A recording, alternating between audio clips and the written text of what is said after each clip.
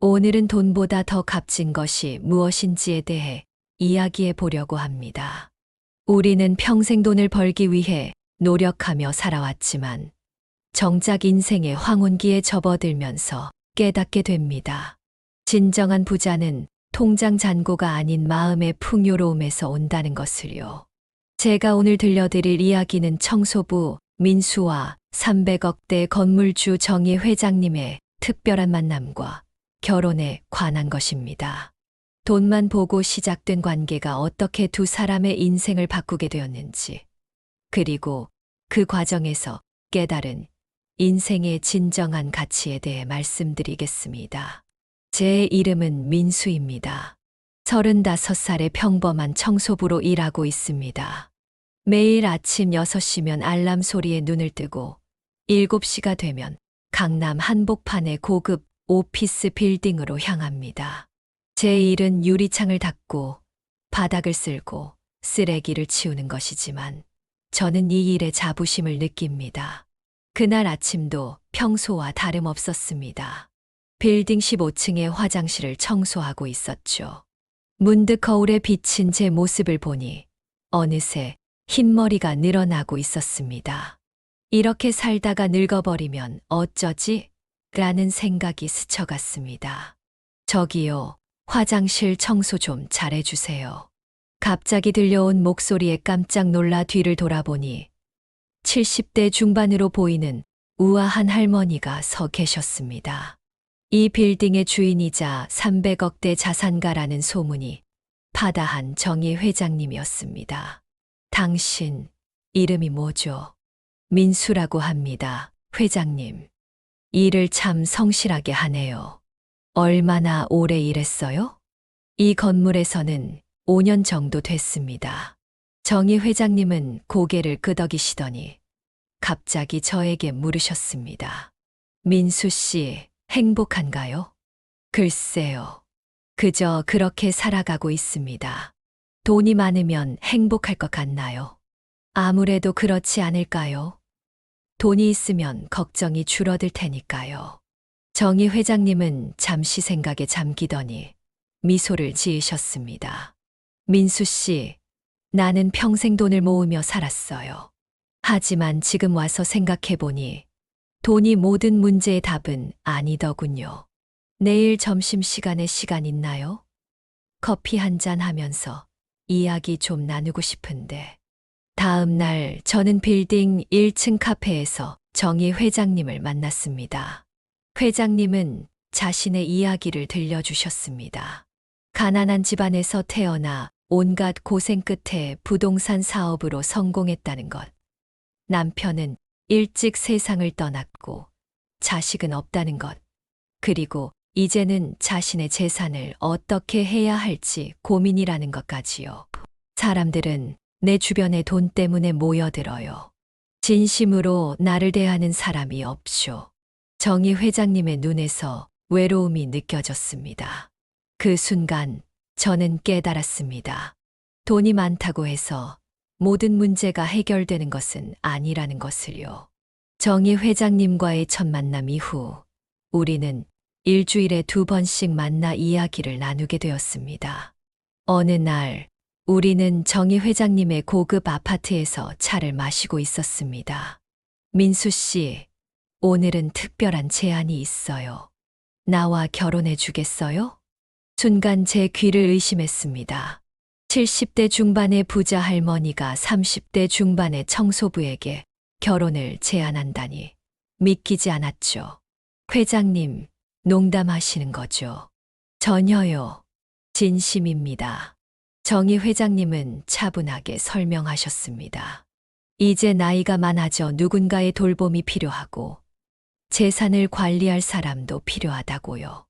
물론 이 결혼은 사랑이 아닌 상호 이익을 위한 계약 같은 것이라고 하셨습니다. 민수 씨는 경제적 안정을 얻고 나는 믿을 수 있는 동반자를 얻는 거예요.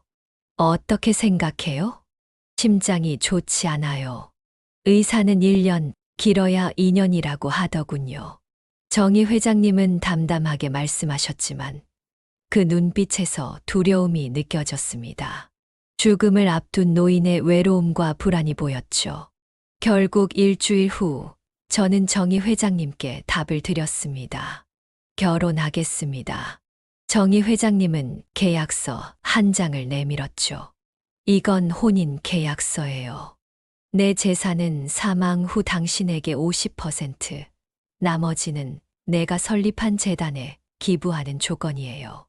대신 당신은 내가 살아있는 동안 함께 지내며 돌봐주어야 해요. 결혼식은 조용하게 진행되었습니다. 몇몇 가까운 지인들만 초대에 간소하게 치렀죠. 사람들의 수군거림은 있었습니다. 저 청소부가 돈 때문에 할머니와 결혼했다더라. 정희 회장이 노망났나 봐 같은 말들이요. 결혼 후 저는 정희 회장님의 대저택으로 이사했습니다. 처음으로 가진 제 방은 제가 살던 원룸보다 3배는 넓었죠. 옷장에는 고급 정장들이 가득했고 신발장에는 비싼 구두들이 줄지어 있었습니다. 이제부터 당신은 내 남편이에요. 그에 맞는 옷차림과 행동을 해야 해요. 결혼 후 2달이 지나면서 저는 여전히 정희 회장님의 세계에 적응하기 위해 애쓰고 있었습니다. 그날은 정희 회장님의 회사 이사회에 처음 참석하게 되었습니다. 고급 정장을 입고 회의실에 들어서자 모든 이사들의 시선이 저에게 집중되었습니다. 여러분, 제 남편이 앞으로 회사 경영에 참여할 예정입니다. 잘 도와주시기 바랍니다. 회의가 끝난 후 한 이사가 저에게 다가왔습니다. 김민수 씨, 솔직히 말해볼까요? 당신이 무슨 꿍꿍이로 회장님과 결혼했는지 모두 알고 있습니다. 하지만 이 회사는 쉽게 넘어가지 않을 겁니다. 집으로 돌아오는 차 안에서 정희 회장님이 물으셨습니다. 오늘 어땠어요? 솔직히 말씀드리면 모두가 저를 미워하는 것 같아요.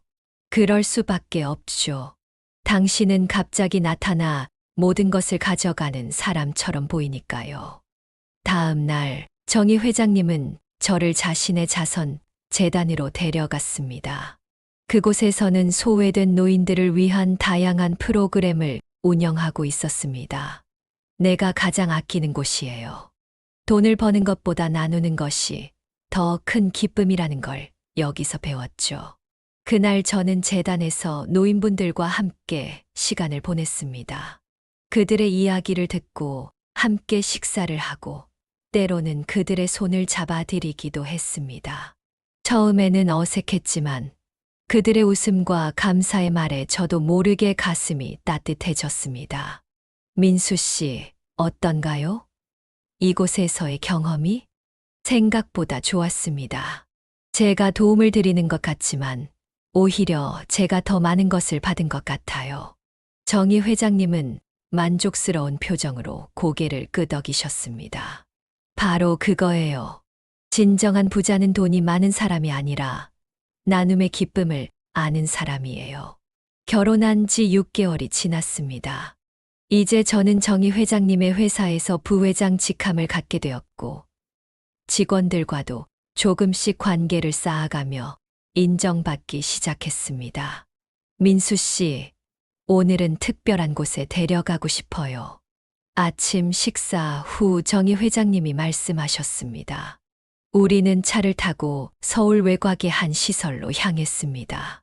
그곳은 고아원이었습니다. 여기는 내가 40년 전부터 후원해온 곳이에요. 이곳 아이들은 나에게 특별한 의미가 있어요. 고아원에 들어서자 아이들이 반갑게 정희 회장님을 맞이했습니다. 할머니, 라며 달려오는 아이들의 모습에 정희 회장님의 얼굴에는 환한 미소가 번졌습니다. 이 아이들이 내 손주들이에요. 피는 섞이지 않았지만 마음으로는 가족이죠. 그날 저는 아이들과 함께 놀아주고 책도 읽어주고 간식도 나눠주었습니다. 특히 7살 된 수민이라는 여자아이가 제 무릎에 앉아 이야기를 나누던 순간이 기억에 남습니다. 아저씨, 할머니의 남편이에요. 응, 그렇단다. 할머니는 천사 같은 분이에요. 아저씨도 천사예요? 그 질문에 저는 잠시 말문이 막혔습니다. 저는 천사가 아니었습니다. 돈을 위해 노인과 결혼한 사람에 불과했죠. 하지만 그 순간 제 마음의 변화가 일어나고 있었습니다. 아니, 난 천사가 아니야. 하지만 할머니처럼 되고 싶단다. 다음 날 저는 정희 회장님께 제안을 드렸습니다. 회장님, 제가 고아원 아이들을 위한 교육 프로그램을 만들고 싶습니다. 제가 가진 것은 많지 않지만 제 시간과 노력을 나누고 싶어요. 그렇게 저는 꿈꾸는 교실이라는 프로그램을 시작했습니다. 일주일에 3번 고아원 아이들에게 책을 읽어주고 함께 그림을 그리고 때로는 제가 청소부로 일하며 배운 실용적인 기술들도 가르쳐 주었죠. 어느 날 정희 회장님의 건강이 갑자기 악화되었습니다. 심장 발작으로 응급실에 실려갔습니다. 다행히 큰 위험은 넘겼지만 의사는 상태가 좋지 않다고 했습니다. 앞으로 몇 개월 정도 남았습니다. 최대한 편안하게 지내시도록 해주세요. 의사의 말에 저는 충격을 받았습니다. 이제 정희 회장님과 함께할 시간이 얼마 남지 않았다는 사실이 너무나 슬펐습니다. 돈을 위해 시작한 결혼이었지만 지금은 정희 회장님이 제게 소중한 사람이 되어 있었으니까요. 정희 회장님의 건강이 날로 악화되어 가는 가운데 저는 회사 일과 고아원 봉사활동, 그리고 정희 회장님 간호까지 바쁜 나날을 보내고 있었습니다. 하지만 마음은 충만했습니다. 그날은 정희 회장님의 생신이었습니다. 저는 특별한 선물을 준비했어요. 고아원 아이들과 함께 만든 손수건과 카드, 그리고 정희 회장님이 좋아하시는 클래식 음악 공연 티켓이었죠. 회장님, 생신 축하드립니다. 침대에 누워 계신 정희 회장님께 선물을 드리자 그분의 눈에서 눈물이 흘렀습니다. 고마워요, 민수 씨. 이렇게 특별한 생일은 처음이에요. 민수 씨, 내 서재 책상 서랍에 중요한 서류가 있어요. 오늘 당신에게 보여주고 싶어요. 정희 회장님의 말씀에 저는 서재로 향했습니다. 책상 서랍을 열어보니 봉투 하나가 있었고 그 안에는 유언장이 들어 있었습니다. 유언장을 읽는 순간 저는 충격에 빠졌습니다. 그 내용은 제가 알고 있던 것과 달랐습니다. 정희 회장님은 모든 재산의 80%를 자선 재단에 기부하고 나머지 20%만 저에게 남기기로 되어 있었던 것입니다. 처음 결혼할 때 들었던 내용은 50%였는데 말이죠. 왜 그러셨습니까? 처음에는 50%라고 하셨잖아요. 정희 회장님은 깊은 숨을 내쉬셨습니다. 민수 씨, 당신이 어떤 반응을 보일지 궁금했어요. 지난 6개월 동안 당신은 많이 변했어요. 처음에는 돈 때문에 나와 결혼했지만 지금은 그런 마음이 아니라고 했잖아요. 정말 그런가요? 저는 할 말을 잃었습니다. 정희 회장님의 말씀이 맞았습니다. 제가 변했다고 했으면서 왜 유언장을 보고 이렇게 동요하는 걸까요? 정말 돈에 대한 욕심을 버린 걸까요? 다음 날 저는 고아원으로 향했습니다. 아이들과 함께 시간을 보내며 마음을 정리하고 싶었습니다. 수민이는 제가 오자 반갑게 달려와 안겼습니다. 아저씨, 오늘은 할머니 안 왔어요? 응, 할머니는 좀 편찮으셔서 집에 계시단다. 할머니 빨리 나아야 해요. 우리 가족이 다 같이 놀아야 하니까요. 고아원 원장님과 이야기를 나누던 중 놀라운 사실을 알게 되었습니다. 정희 회장님이 이 고아원을 설립하셨다는 사실을 아시나요?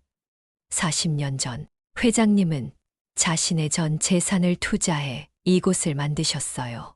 당시에는 그리 부자가 아니었지만 아이들을 위해 모든 것을 바치셨죠. 그리고 회장님은 매달 수입의 절반을 이곳과 다른 자선단체에 기부하세요. 자신의 생활은 소박하게 유지하시면서요. 집으로 돌아와 정희 회장님의 방으로 들어갔습니다. 회장님, 죄송합니다. 제가 너무 이기적이었어요. 괜찮아요. 민수 씨. 사람은 누구나 욕심이 있어요. 중요한 건 그 욕심을 어떻게 다루느냐죠. 저는 정희 회장님 앞에 무릎을 꿇고 진심을 털어놓았습니다. 처음에는 정말 돈 때문에 회장님과 결혼했습니다. 하지만 지금은 달라요. 회장님과 함께한 시간, 회장님에게서 배운 것들, 그리고 고아원 아이들과의 만남. 이 모든 것이 제게는 그 어떤 돈보다 소중합니다. 정희 회장님은 서랍에서 또 다른 봉투를 꺼내셨습니다. 이것은 진짜 유언장이에요. 아까 본 것은 당신을 시험하기 위한 가짜였어요. 저는 놀라서 봉투를 열어보았습니다. 그 안에는 또 다른 유언장이 있었고, 내용은 처음 약속대로 재산의 50%를 저에게, 나머지 50%를 자선재단에 기부한다는 것이었습니다. 민수 씨, 나는 당신을 믿어요. 당신이 내 재산을 올바르게 사용할 거라고 믿어요. 하지만 더 중요한 건 당신이 돈보다 더 가치 있는 것을 찾았다는 거예요. 그것이 내가 당신에게 줄 수 있는 가장 큰 선물이에요. 정희 회장님의 건강은 날이 갈수록 악화되었습니다. 의사는 이제 몇 주 정도 남았다고 했습니다. 저는 회사 일을 모두 미루고 정희 회장님 곁에서 스문의 시간을 함께 보내기 시작했습니다. 우리는 매일 아침 함께 정원을 산책했습니다. 정희 회장님은 휠체어를 타고 저는 그 휠체어를 밀며 천천히 걸었습니다. 봄이 오고 있었고 정원에는 꽃들이 피기 시작했습니다. 민수 씨, 봄은 언제나 희망을 가져다 주는 것 같아요. 새로운 시작의 계절이죠. 그날 오후 고아원 아이들이 정희 회장님을 보러 왔습니다. 아이들은 정희 회장님을 위해 노래를 불러주고 직접 만든 카드를 선물했습니다. 수민이는 정희 회장님의 무릎에 앉아 귓속말로 이야기를 나누었습니다. 할머니 빨리 나와서 우리랑 또 놀아요. 그럴게, 우리 수민아. 하지만 할머니가 못 오게 되더라도 민수 아저씨가 항상 너희와 함께 할 거야. 정희 회장님의 눈에서 눈물이 흘러내렸습니다. 민수 씨, 이 아이들을 잘 부탁해요. 특히 수민이. 그 아이는 특별해요. 정희 회장님은 과거를 회상하시며 이야기해 주셨습니다. 젊은 시절 입양하고 싶었지만 여건이 안 되어 보내야 했던 한 여자아이의 이야기, 그리고 그 아이를 위해 고아원을 시작하게 된 사연까지. 회장님, 수민이를 제가 책임지겠습니다. 제 딸처럼 돌보겠습니다. 그날 저녁 우리는 정희 회장님이 좋아하시는 클래식 음악을 들으며 조용한 시간을 보냈습니다. 베토벤의 월광 소나타가 방 안에 잔잔히 울려 퍼졌습니다. 민수 씨, 내가 떠나면 슬퍼하지 마세요. 나는 행복했어요. 특히 당신을 만난 후로요. 민수 씨, 내가 당신에게 마지막으로 한 가지 부탁이 있어요. 정희 회장님은 제 손을 꼭 잡으셨습니다. 당신의 행복을 찾아가세요. 내가 떠난 후에도 당신은 자신만의 삶을 살아야 해요. 나이 차이가 많은 노인과의 결혼으로 인생을 낭비했다고 생각하지 마세요. 저는 고개를 저었습니다. 절대 그렇게 생각하지 않습니다. 회장님과 함께한 시간은 제 인생에서 가장 소중한 시간이었어요. 회장님 덕분에 저는 진정한 삶의 의미를 찾았습니다. 일주일 후 정희 회장님의 상태가 급격히 악화되었습니다. 어느 새벽 정희 회장님이 저를 불렀습니다. 민수 씨, 창문을 열어주세요. 별을 보고 싶어요. 저는 창문을 활짝 열었습니다. 밤하늘에는 수많은 별들이 빛나고 있었습니다. 아름답네요. 정희 회장님은 별을 바라보며 미소 지으셨습니다. 민수 씨, 고마워요. 당신 덕분에 마지막 시간이 행복했어요. 저는 정희 회장님의 손을 꼭 잡았습니다. 제가 더 감사합니다, 회장님. 제 인생을 바꿔주셔서요. 정희 회장님은 평화로운 표정으로 눈을 감으셨습니다. 그리고 다음 날 아침 정희 회장님은 조용히 세상을 떠나셨습니다.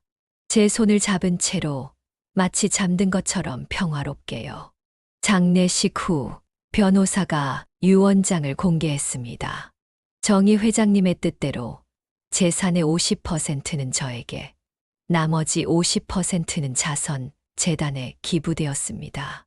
하지만 그것보다 더 중요한 것은 정희 회장님이 남긴 편지였습니다. 민수에게, 당신을 만난 것은 내 인생 최고의 행운이었습니다. 처음에는 단순한 계약으로 시작했지만 우리의 관계는 그 이상으로 발전했습니다. 당신은 나에게 새로운 시각을 가져다 주었고 마지막 시간을 의미 있게 만들어 주었습니다. 내가 떠난 후 당신이 슬퍼하지 않기를.